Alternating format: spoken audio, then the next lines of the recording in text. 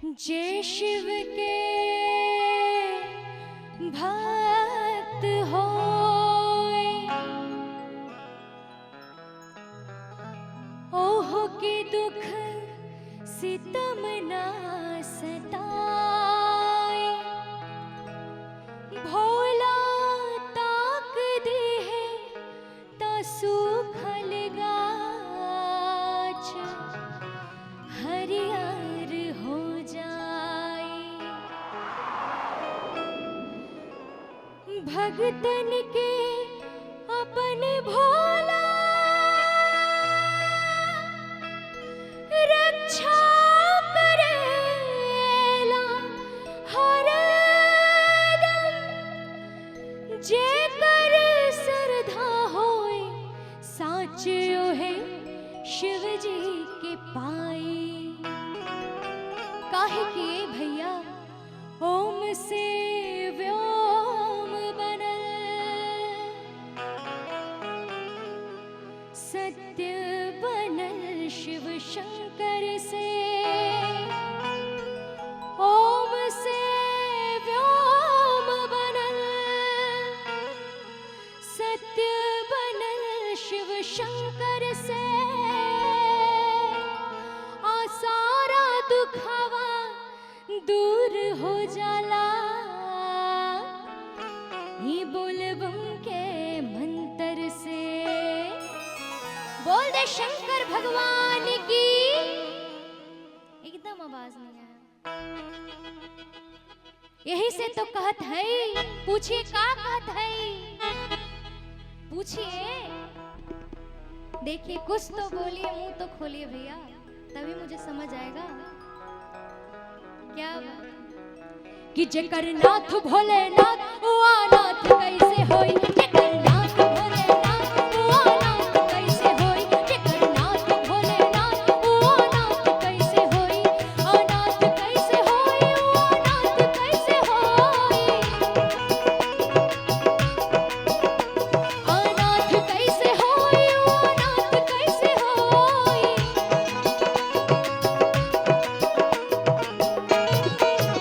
भोला चाहले है, भोला चाहले है भैया। ऐसे कंजूसी कीजिएगा भजन में तो मैं नहीं गाऊंगी, बैठ जाऊंगी ग्रीन रूम में जाके। कीजिएगा कंजूसी नहीं ना। बिल्कुल बिल्कुल आपको भी नचाऊंगी भैया, मुझे याद है।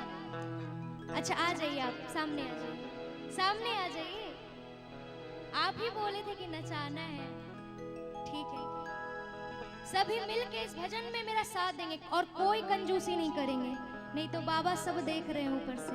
मैं कौन होती हूँ देखने वाली।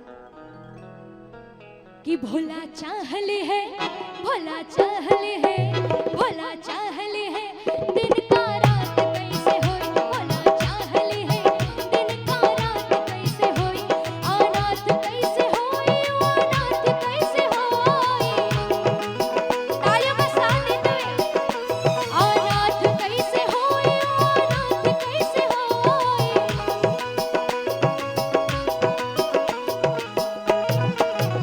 भोला चाहले है, भोला चाहले है, भोला चाहले है। दिन का रात कैसे होई। भोला चाहले है, दिन का रात कैसे होई। जेकर नाथ भोलेनाथ ओ अनाथ कैसे होई। जय हो। तालियों के साथ देते हुए बोले शंकर भगवान की। घूमते हुए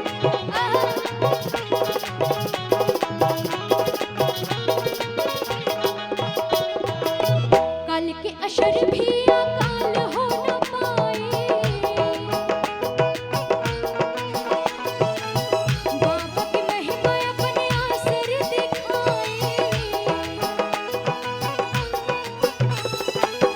काल के अशर भी अकाल हो न पाए।